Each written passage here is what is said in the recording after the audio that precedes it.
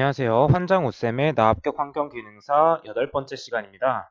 이번 시간은 파트 4 폐기물 처리 중 챕터 2 폐기물 처리 기술에 대해서 배워보도록 할게요.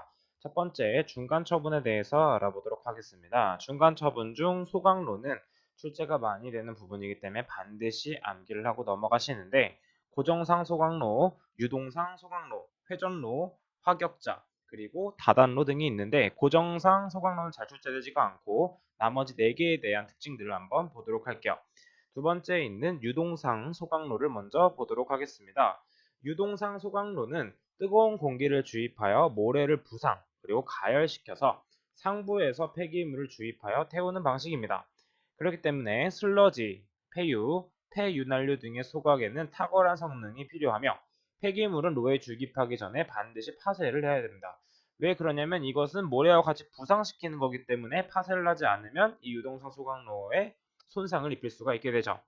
그리고 과잉 공기량이 적고 질소산화물도 적게 배출됩니다. 질소산화물은 앞에서 배웠지만 공기량이 적거나 온도가 낮을 때 질소산화물은 적게 배출되는 특징이 있었죠.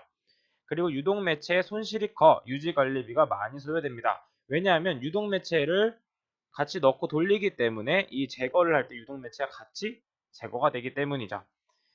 그 다음에 연소율이 높아서 미연소분의 배출이 적고 2차 연소실이 불필요합니다. 마지막 유독매체의 연료량이 커서 전소 및 혼소가 가능하죠. 그리고 우측에 있는 유동상 매질이 갖춰야 할 성질은 참고로 알고 넘어가 주시면 되겠습니다. 세 번째 회전로 로터리 킬러에 대해서 알아보도록 할게요. 로터리 킬러는 원통을 생각하시면 돼요. 원통을 돌리면서 이런 식으로 원통을 회전시키면서 처리하는 방법으로 공급장치의 설계에 있어 유연성이 있으며 넓은 범위에 액상 혹은 고상 폐기물을 각각 또는 섞어서 소각이 가능합니다. 그리고 대체로 파쇄 등의 전처리가 없이 폐기물 주입이 가능하며 비교적 열 효율이 낮은 특징이 있죠. 네 번째, 1-4 화격자 스토커에 대한 특징을 알아보도록 하겠습니다. 화격자는 다음 그림과 같이 쓰레기를 주입하였을 때 이게 연소를 시켜서 공중으로 처리하는 방법으로 연속적인 소각과 배출이 가능하며 복동식과 흔들리식이 있으며 체류 시간이 길고 국부 가열의 우려로 고효율 유지가 어려운 특징이 있습니다. 또 나머지 특징들은 한 번씩 읽어보시면 되겠습니다. 마지막으로 1-5의 다단로 멀티플 펄스를 보겠습니다. 수분 함량이 높은 폐기물의 연소가 가능하며 보조 연료 사용 조절이 어렵습니다. 또한 나머지 특징들은 한 번씩 읽고 넘어가 주시면 되겠고 소각시설의 후연소실 특징도 간혹 출제되기 때문에 한 번씩 읽고 넘어가 주시면 되겠습니다. 다음 1-6 관련 공식에 대해서 알아보도록 할게요. 첫 번째, 열 발생률은 kcal/m 3승 데이로 단위 환산으로 충분히 풀 수 있지만 공식으로 암기해 주셔도 충분히 문제를 풀 수가 있습니다.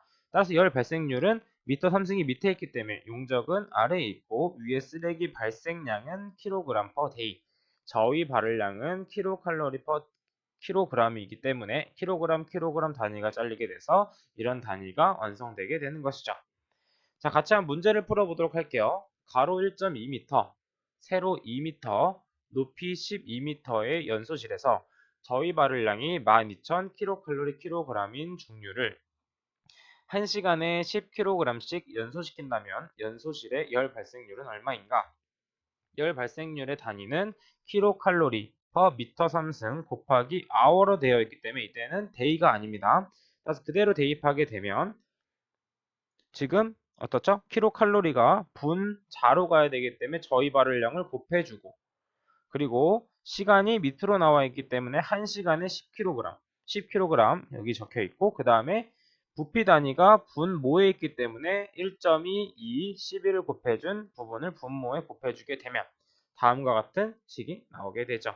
만약에 여기서 hour가 아닌 day로 물었다면 단위 환산만 해주면 충분히 풀 수 있는 문제였습니다. 답은 그래서 3번이 나오게 되죠. 두 번째, 화격자 면적에 대해서 알아보도록 할게요. 화격자 면적은 미터 제곱으로 소각 능력분의 쓰레기 소각량이다 라는 것만 알고 넘어가 주시면 되겠습니다.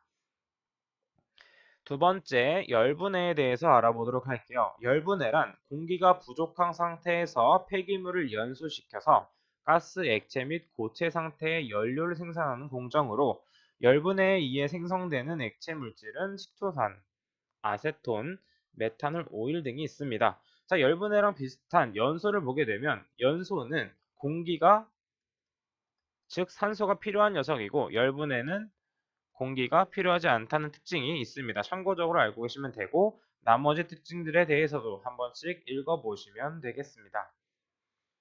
세 번째, RDF라는 것을 보도록 할게요. RDF란 폐기물 중에 가연성 물질만을 선별하여서 함수율, 불순물, 입경 등을 조절하여서 연료화시킨 것입니다. 따라서 RDF는 연료이기 때문에 열 함량, 즉 칼로리가 높아야 되며 수분 함량이 낮아야 되고 염소 및 황 함량이 낮고 재해 함량이 낮은 것이 가장 좋은 RDF라고 볼 수가 있죠. 이 핵심 키에 있는 RDF 구비 조건도 반드시 암기하고 넘어가 주셔야 됩니다. 넘어가도록 할게요. 두 번째, 최종 처분에 대해서 알아보도록 할게요. 최종 처분은 먼저 매립에 대해서 알아보도록 하겠습니다. 먼저 매립 공법에는 내륙 매립 공법, 그리고 내륙 매립 공법에는 도랑 현공, 그리고 셀 공법 등이 있으며 다음과 같은 특징들 중에서도 셀 공법이 많이 출제되기 때문에 특징들을 암기하시고 넘어가 주시면 되겠습니다. 밑에 또 보게 되면 샌드위치 공법도 출제가 잘 되기 때문에 그림과 같이 암기를 해주시면 됩니다. 넘어가도록 할게요. 그리고 해양 매립 공법에는 박층뿌리 공법, 순차 투입 공법, 내수 배제 공법들이 있으며 각각 어떤 특징들이 있는지랑 그리고 해양 매립 공법은 어떤 종류가 있는지 묻는 문제가 많이 출제되기 때문에 해양 매립 공법에 대한 종류들은 반드시 암기를 하셔야 됩니다. 계속해서 넘어가 보도록 할게요. 1-2 덮개 시설을 보도록 하겠습니다. 먼저 덮개는 복토라는 것이 있는데 복토의 목적에 대해서 자주 출제되기 때문에 특징들을 암기해 주셔야 돼요.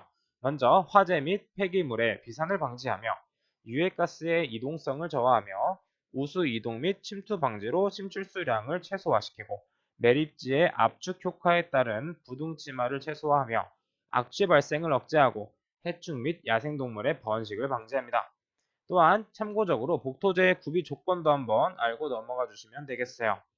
계속해서 넘어가도록 하겠습니다.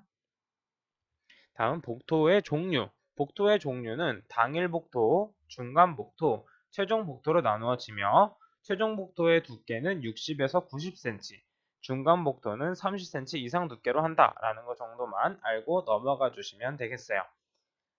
넘어가도록 할게요.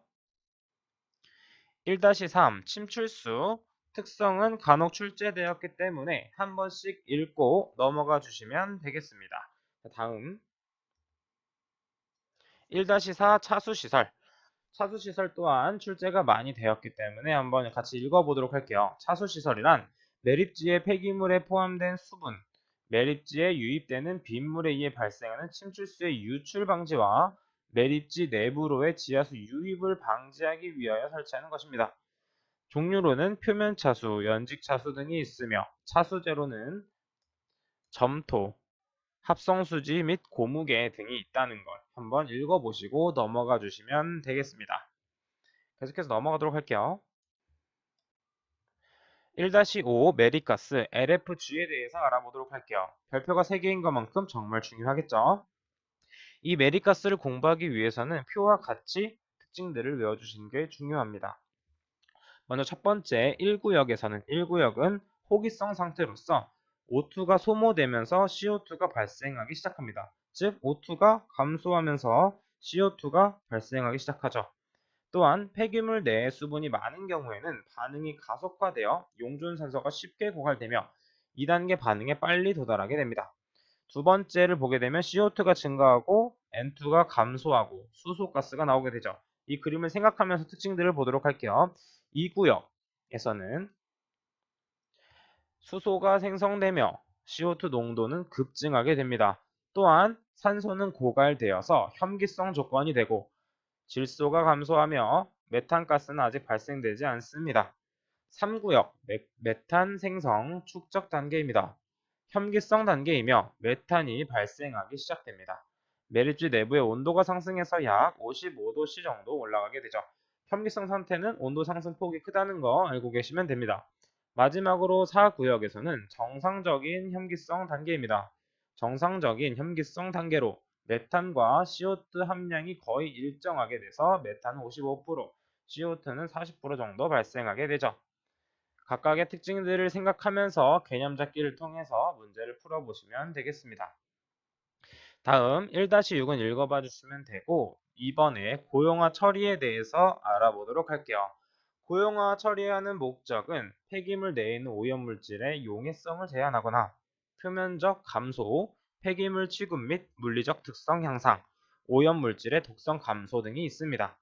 또한 여기서 분류에 대한 특징들은 한 번씩 읽어봐 주시면 되고, 참고적으로 시멘트 기초법이란 고화재로는 포틀랜드 시멘트가 사용되고 고농도의 중금속 폐기물 처리에 적합하다 라고 나와 있으면 시멘트 기초법이구나 라는 걸 체크하고 넘어가 주시면 되겠습니다. 넘어가도록 할게요.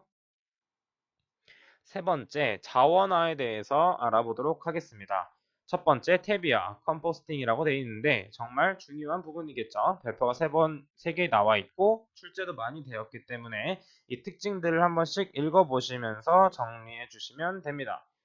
넘어가도록 할게요. 여기서 중요한 것은 1-2 관여 인자에 대해서 반드시 암기하고 넘어가셔야 되는데, CMB는 20에서 40 범위, 수분 함량은 50에서 60%가 적당하며 pH는 5.5에서 8 정도를 유지한다. 각각의 이제 숫자가 있는 단위들은 반드시 정리하고 외워주셔야 됩니다.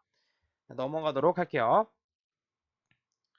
자, 마지막 부분입니다. 그래서 입도 온도도 60에서 70도다 라는 걸 반드시 외워주셔야 되고, 이제 마지막 1-3의 부식질의 역할, 이것도 한 번씩 읽어보고 정리를 해주시면 됩니다. 자, 폐기물 처리는 대기와 수질에 비해서 그냥 읽고 넘어가는 부분이 많죠. 그만큼 대기와 수질은 중요한 부분이 많고 폐기물은 상대적으로 연관성이 많기 때문에 대기와 수질 위주로 충분히 공부를 하신 다음에 폐기물과 소음 진동을 공부해 주시면 되겠습니다. 이상 뒤에 있는 영상에서는 소음 진동에 대한 영상은 없고 기출 문제에서 만나 뵙도록 할게요. 여러분들 수고 많으셨고 모두 힘내시길 바랍니다. 감사합니다.